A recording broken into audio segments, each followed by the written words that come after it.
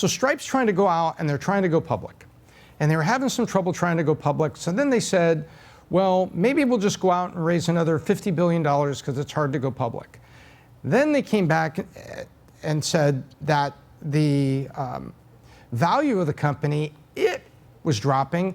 And now they've even dropped the value of the company another 10% to $50 billion. And so I was kind of shocked by all this, so I kind of dug into it. And what was interesting is there's a bunch of challenges that they're having getting financing, and this applies to any business that's going out for fundraising. When you grow at a high rate and you're growing 30%, 40%, 50%, and you can't reasonably project that forward in a convincing way, or say, hey, I was growing 50% a year in my early years, now I'm growing 20% a year, let me prove it to you and show you why. Because most investors want to invest in two things, a growing company and EBITDA, profit. So if the company's growing, the EBITDA is going to be growing. So a growing company and EBITDA.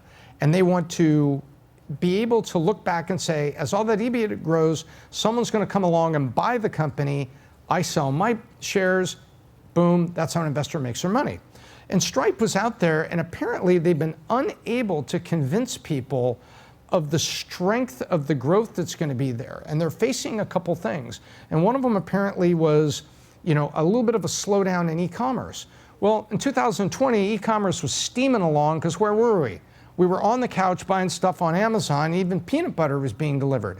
I know because I picked up a really heavy box one day at my own front door. I said, BizDoc Babe, what is in the box? Oh, there's probably peanut butter and salsa. I opened it up, it was salsa and peanut butter. And I said, what did you pay for shipping on this? She goes, Amazon Prime, baby. And I'm like, wow. So Amazon somewhere, and she said, but I got that peanut butter for less than I would get it, at the store. And I'm like, I was kind of shocked by all this.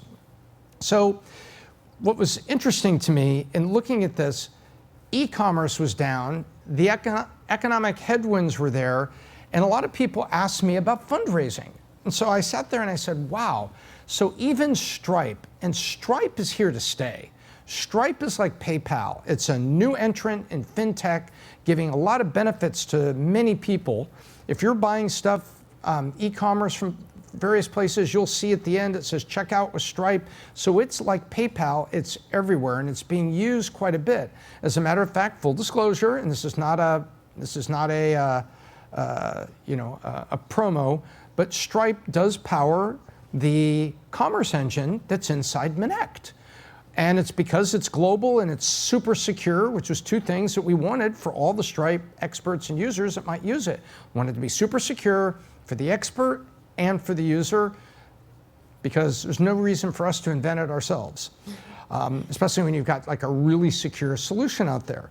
So Stripe has got all these benefits and it's got all this market traction, but it is coming up to a big fundraising that it thought it was going to do by going public, and it can't get it done because of what's happening with e-commerce and a couple of the areas of the business where they're trying to prove some cost dynamics. And so there is a perfect example for you and me. If you're going out looking for $500,000 or $1 million to expand your business a little bit to go to the next level, being able to prove the growth to an investor and to show them that your profit or EBITDA is going to be growing, that's all that matters. If you can describe your business in a quick elevator pitch of less than 2 minutes, number one, and then number two, you can turn around and then say, and I'm growing at this percent and this is my profit.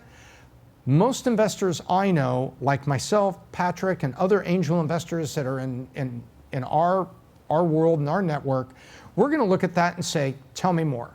So you're growing and you're profitable and you're able to prove to me that the growth line is going to continue and you're measuring your business. That's all it takes to make a compelling story. Now, the other trick is finding investors that like that business, they like that industry, they're comfortable with that business in that industry, they know something about it. People that know nothing about e-commerce are probably not likely to invest in an e-commerce company. People that understand a market space a little bit, or as I like to say, can get smart in a hurry, those are going to be your investors. But what you're seeing there from Stripe is the same thing you're going to see, other places, even if you're trying to raise $500,000 for your own e-commerce company or an online services company.